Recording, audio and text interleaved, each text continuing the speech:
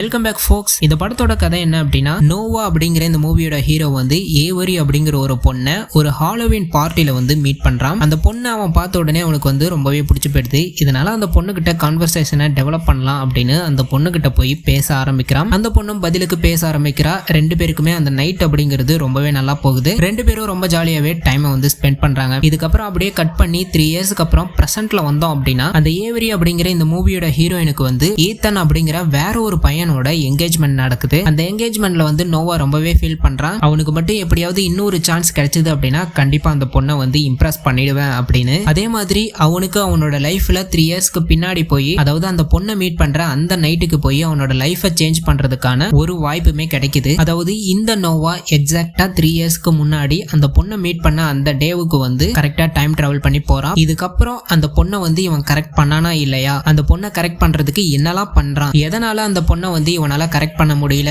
அப்படிங்கிறது தான் இந்த மூவியோட ஸ்டோரி. இந்த மூவியோட பாசிட்டிவ் அப்படின்னு பார்த்தோம் அப்படின்னா, இந்த மூவியோட கான்செப்ட் தான். என்னதான் டைம் டிராவலா இருந்தாலும் அந்த டைம் டிராவல் கான்செப்ட் அப்படிங்கிறது ரொம்பவே சிம்பிள் தான். ஒரு ஹீரோவுக்கு ஒரு பொண்ணை பிடிச்சிருக்கு, ஆனா அந்த பொண்ணுக்கு வந்து அந்த ஹீரோவை பிடிக்கல. இந்த சமயத்துல இவனுக்கு டைம் டிராவல் பண்ணக்கூடிய ஒரு வாய்ப்பு கிடைச்சது அப்படின்னா அவன் பாஸ்ட்டுக்கு போய் என்னெல்லாம் பண்ணுவான், அந்த பொண்ணை எப்படியெல்லாம் இம்ப்ரெஸ் பண்ணுவான் அப்படிங்கிறது தான் இந்த மூவியோட ஒரு சிம்பிள் கான்செப்டாவே இருக்குது. இதுல வந்து பேரடாக்ஸ், லூப்ஸ் அந்த மாதிரி எதுவுமே கிடையாது. அந்த டைம் டிராவல் அப்படிங்கிறது நோவாவுக்கு வந்து ஒரு போட்டோ பூத்துக்குள்ள போய் டிராவல் பண்ற மாதிரி தான் இருக்கும். அதுவும் கரெக்டா அந்த பார்ட்டி நடக்கிற டேவ்ல எழுந்திருச்சு அன்னைக்கு மார்னிங்ல இருந்து நைட் வரை அவர் என்னெல்லாம் டிசிஷன் எடுக்கிறாரோ அதை பொறுத்து தான் இவரோட அடுத்த 3 இயர்ஸோட லைஃப் இருக்கு. சோ இந்த டேவ்ல இவர் என்னெல்லாம் பண்றாரோ அதுக்கான கான்சிக்வன்ஸ் அப்படிங்கிறது ரொம்பவே பெருசா இருக்கும். இந்த மூவியோட கேஸ்டிங் அப்படிங்கிறதுமே ரொம்ப பெர்ஃபெக்டான கேஸ்டிங் அப்படின்னு சொல்லலாம். ஆடம் டிவைன் அப்படிங்கிறவர் தான் நோவா அப்படிங்கிற கேரக்டர்ல ஆக்ட் பண்ணியிருக்காரு. இவரோட பெர்ஃபார்மன்ஸ் ரொம்பவே இந்த படத்துல சூப்பரா இருந்துச்சு. ஒரு தடவையும் பாஸ்ட்டுக்கு போய் ஏவரியா கரெக்ட் பண்றேன் அப்படின்ற பேர்ல அவர் வாங்குற பல்புலாம் ரொம்பவே சூப்பரா இருந்துச்சு. அதே மாதிரி அலெக்சாண்டர் டாடரியோ அவங்க தான் ஏவரி அப்படிங்கிற கேரக்டர்ல ஆக்ட் பண்ணிருக்காங்க.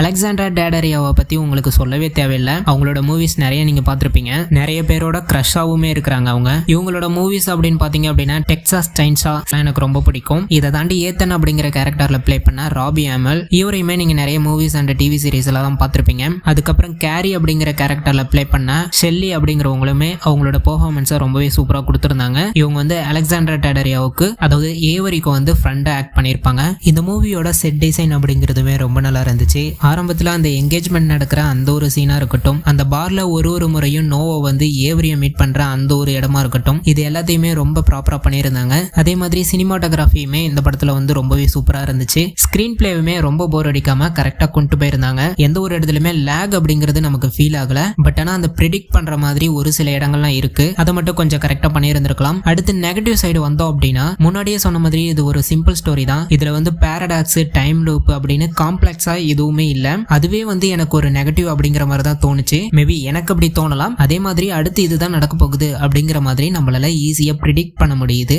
இதை தான் இந்த மூவியோட நெகட்டிவா நான் பாக்குறேன். மத்தபடி ஓவராலா இந்த மூவியை பாத்தீங்க அப்படின்னா ரொம்ப ஃபன்னா, ஜாலியா ஒரு time travel romance comedy movie பார்க்கணும் அப்படின்னு நினைச்சீங்க அப்படின்னா நீங்க இந்த மூவியை ட்ரை பண்ணலாம். அண்ட் இந்த மூவி வந்து நெட்ஃபிளிக்ஸ்ல தான் இருக்கு. இந்த மூவியை தியேட்டருக்கு இவங்க கொண்டு வரல, ஒரிஜினலாவே நெட்ஃபிளிக்ஸ்க்காக தான் எடுத்திருக்காங்க.